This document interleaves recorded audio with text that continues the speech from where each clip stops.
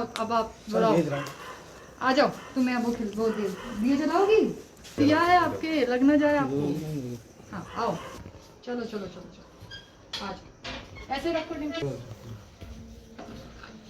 ठीक, अब बताओ। हम लोग खड़े हो जाएं, ग्रुपिंग हो जाए। जी जी सर। ये भी मेरे संज्ञान में आया कि ऐसा एक प्रकरण हो गया है आज शाम को, कि वहाँ पे संज्ञान में आया था कि कुछ आतिशबाज़ी की लोगों ने अपनी एक टेम्पररी दुकान खोल के आतिशबाज़ी बेचने की कोशिश कर रहे थे, जिसके ऊपर क्योंकि अभी एनजीटी की गाइडलाइंस आई हैं, आदेश आए हैं, और सीपीसीबी का भी आदेश आया है कि इस साल दिल्ली एनसीआर एरिया में आतिशबाज़ी बैन रहेगी। तो आतिशबाज़ी बेचना इस साल बैन था, इसी के लिए उस पे उक्त प्रकरण में कार्यवाही की गई थी पुलिस के द्वारा। लेकिन एक जो वीडियो वायरल हुआ जिसमें इस बच्ची को दिखाया गया कि ये बच्ची अपने पिताजी, क्योंकि इनके पिताजी द्वारा आतिशबाज़ी बेची जा रही थी, तो ये बच्ची जब उनको पकड़ा गया तो ये बच्ची बहुत रो रही थी। एक बचपना कह लीजिए या फिर एक माता पिता और बच्ची का एक साथ है जिसकी वजह से ये था।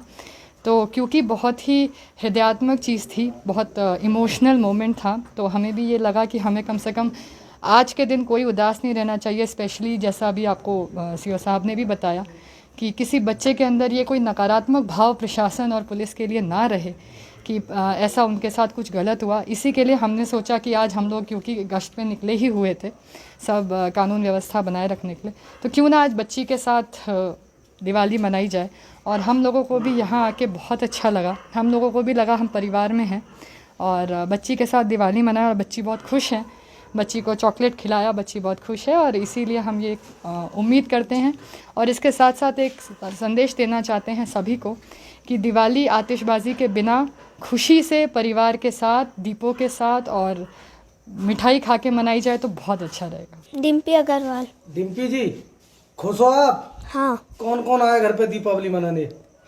एसडीएम मैडम आई हैं। हाँ? और सीओ पुलिस वाले हाँ? अंकल आए हैं। अच्छा। और इंस्पेक्टर अंकल आए हैं। तो क्या लग रहा है आपको, कैसा लग रहा है दीपावली का त्योहार?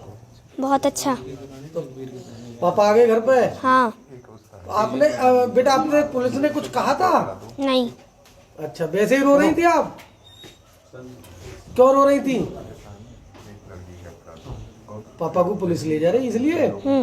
देखिए, आज खुर्जा नगर क्षेत्र में मुंडाखेड़ा रोड पर एक शिकायत मिली थी कि कुछ लोग आतिशबाजी बेच रहे हैं। इस सूचना पर वहां पुलिस पहुंची थी, कुछ लोगों को हिरासत में लिया था, पटाखों को जब्त किया था उनके, और जो आवश्यक कार्रवाई थी नियमानुसार करने की उस कार्रवाई को किया गया था। आज शाम के समय लेकिन एक वीडियो क्लिप हमने देखी जिसमें पुलिस की गाड़ी में उसके पिता बैठे हैं जो आतिशबाजी की दुकान चला रहे थे।